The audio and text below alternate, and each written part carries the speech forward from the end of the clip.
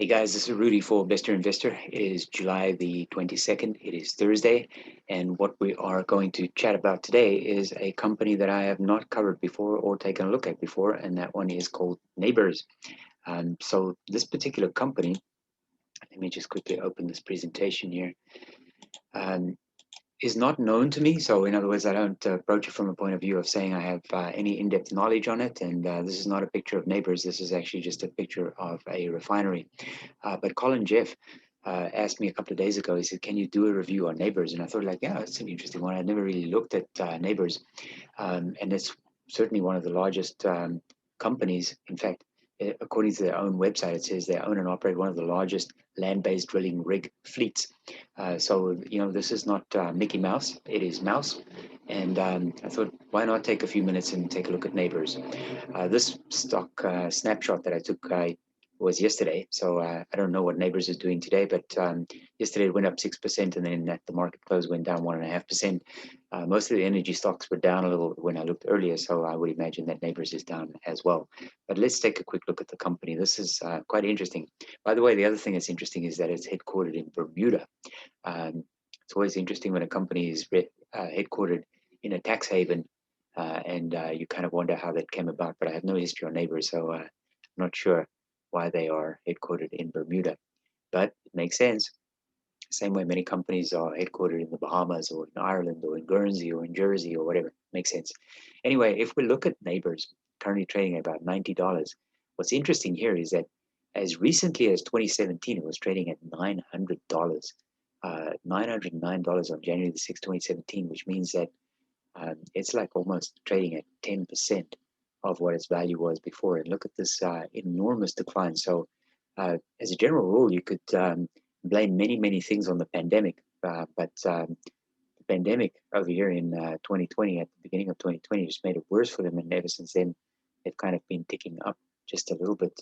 Interesting. The other thing that's interesting here is the market cap, $750 million, which means when they were trading at $900, market cap would have been about 7.5 million, subject to the number of shares outstanding. In case you didn't know, the market cap is the number of shares outstanding multiplied by the current stock price. If we look at a quick snapshot of the company, it's not doing so hot. But if you were lucky enough to have picked Nabors as an investment at around $20 about a year ago or during the past year, then you're kind of just sitting on the right-hand side of the center between its low and high. So just right of midpoint is a good place to be. I'm not sure if it's a good entry point at this moment in time because I don't know enough about the company. It's not a company that I would necessarily want to invest in, but I would have liked to have been invested in it when it was trading at $20. Well, right now it's up at $90 per share, market cap around 750. The institutional shareholding is actually quite high at 68%, but so is the short interest. So you got 6.6% of the float that's currently short. If I look at the balance sheet, it's an interesting picture because when you look at the total assets, you can see that there's a huge decline in the assets here on the bottom line where I put the two red arrows. But when you look at the rows above it, and you can pretty much look at all the rows above it, so like cash and equivalents, is significantly higher than what it was, say, 5 years ago. The big line here that I kind of boxed in this red box here is accumulated depreciation. And you can see, there's a $500 million differential between these two numbers as you kind of explore them year over year over year kind of thing. So it's the accumulated depreciation that has made a huge difference to the balance sheet. If we look at the liabilities, fairly static total liabilities, starting 5 years ago at around 4.9 million, and now the liabilities are about 4.3. So it's come down a little bit, but you can sort of see the range of the total outstanding liabilities is mostly the same most of the time. What doesn't look good here is long-term debt, which is almost at 3 compared to cash and cash equivalents, which are only 500. It's not a good picture. And of course, because of that accumulated depreciation and the debt needle not having moved much, the total equity has been declining. So this is not a good picture at all. 5 years ago, total equity value was 3.2, now it's only 1.1. If we look at the income statement, we can see that their revenue actually started going up and then it declined. Now, arguably, you could say in 2020, most companies involved in oil and gas, exploration, energy, etc., took a hit because of the coronavirus pandemic, and some of them a sustained hit. But this is not a good picture. 5 years ago, they were doing 2.2, and now they're down to 2.1. So I don't really like the companies to show me a declining line on total revenue. That's not cool. If we look at the total net income, once again, you can see this number is trending not favorably for Nabors. 4 years ago, negative 547, now up to negative 806. So the losses are deepening in terms of its net income. A quick profitability analysis, losing money on a net basis. Nabors appears to be an inefficient company. While its profitability is amongst the highest on gross profit, its bottom line and net margin is below the energy, equipment, and services industry margin. I'm not sure, once again, because I don't really know the company, why this is such a bad picture. If they're generating a gross margin, this TTM is trailing 12 months, of 38%, and they end up with a net profit margin negative almost 30%, I'm not too sure.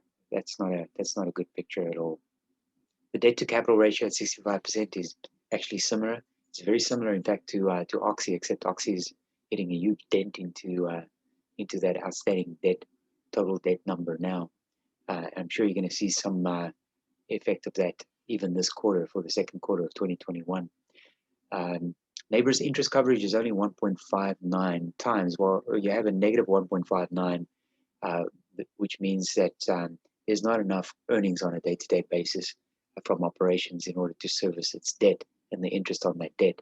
It has a good quick ratio. The quick ratio means it has enough cash and equivalents on hand in order to satisfy its immediate current obligations. 1.8 is good. Anything above 1 is positive and good. Anything below 1 is less positive, less good. However, comparison, Occidental is just below 1. It needs to be 1 or greater. So 1.8 is good, but the interest coverage at negative 1.59 is not a good picture at all. How about its peers? I don't know anything about Nabors' peers either. I'm not familiar with these companies. I've heard of some of them, but you can see that the 52-week change for Nabors at around 122% is a solid performance. In fact, they were only outperformed by one of them, Patterson UTI Energy, an affiliated oil field services company. The company that kind of is in this space that I know best, maybe two of them, is Schlumberger and Transocean, but I'm not too familiar with these companies at all. But look at the market cap here of these two companies respectively. So Nabors has a market cap of only 700 million, whilst Patterson has a market cap of 1.5 billion. Why is that important? Because when you look at the total revenue, Nabors is generating about 1.9 billion in revenue, and Patterson is just shy of 1 billion in revenue. So Nabors is doing 2 times the revenue of Patterson, but Patterson's market cap is 2 times that of Nabors. Read into that what you wish. Revenue growth, both, well, all these companies are on a decline. In terms of pure revenue growth on a trailing 12 months basis, Nabors has actually done the best of its immediate peers. If we look at the graph, so here we have a graph of Nabors compared to some of those peers that I mentioned a minute ago, like Transocean and Schlumberger. So all of them are on a different line. The outlier here is EOG Resources. I talk about EOG from time to time. It's a good company. That's been a good performer as well. It's done pretty good, sort of on an ongoing basis. So I'm not sure sort of where your head's at in terms of Nabors. Is this something that you would even look at or develop an investment thesis for? If so, maybe you can let us know in the comments if, and tell us if this is interesting to you. Something that I always look at is insider trades, and I don't see any insider buys, certainly significant insider buys since Q4 2018. So if the insiders don't want to buy the company, then maybe I don't want to buy the company either. So guys, for what it's worth, that's Nabors. If you are invested in Nabors, share your thesis and maybe educate us as to why you think this is a good thing. If you're thinking that this is something that you might want to get, take a position in, maybe you could tell us why as well. Or otherwise, if you just want to stay away, hope you enjoyed the video, and I look forward to connecting with you guys in the comments. This is Rudy for Best Investor saying thanks for watching. Bye-bye.